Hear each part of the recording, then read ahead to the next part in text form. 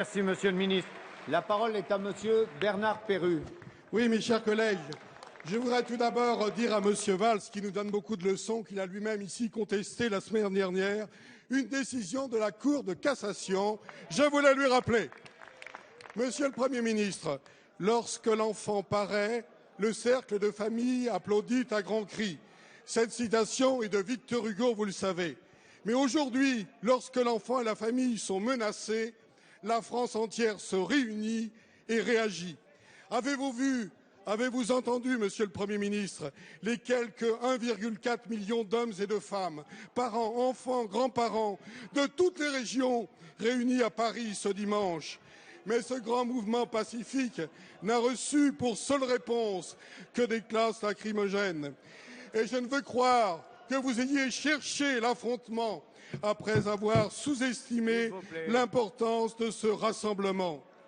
Devant les Françaises et les Français, rappelons ici que le mariage pour tous n'est pas un super pacte pour personnes de même sexe. D'ailleurs, nous y serions alors favorables, puisque nous avons nous-mêmes proposé l'union civile.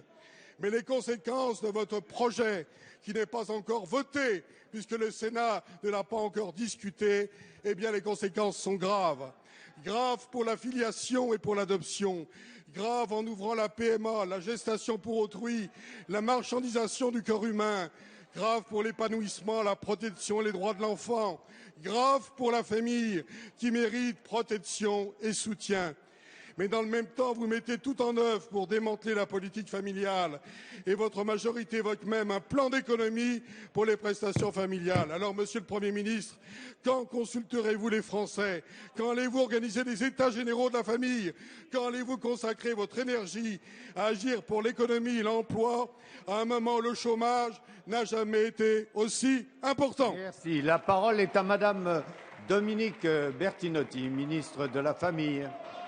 S'il vous plaît. Monsieur le Président, Monsieur le député, la démocratie, ça consiste aussi à respecter le temps parlementaire. Je crois qu'il est tout à fait normal que quand il y a un tel débat de société, toutes les opinions puissent s'exprimer dans leur grande diversité. Elles ont déjà eu l'occasion de s'exprimer très largement durant les 110 heures de débat qui ont eu lieu à l'Assemblée nationale.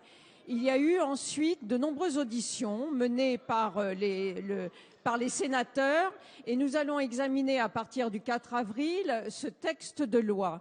Je tiens à rappeler, ce texte de loi n'est que l'expression de l'engagement 31 qui a été présenté lors de la campagne présidentielle et lors des campagnes législatives et ratifié très largement par la population française et que ce projet de loi ne porte que sur l'ouverture du mariage et de l'adoption aux couples de même sexe. J'entends bien que vous vouliez faire peur et montrer d'éventuelles dérives, mais je tiens à vous dire aussi que vous devez prendre en compte la diversité des familles d'aujourd'hui.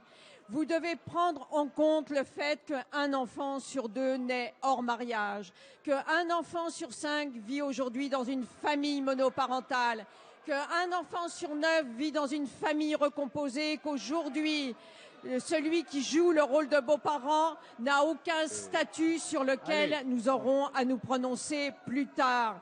Alors, il n'y a pas un seul modèle familial qui prévale. Vous voulez respecter le peuple de France, alors respectez-le dans sa grande diversité. Il vous en sera aussi reconnaissant.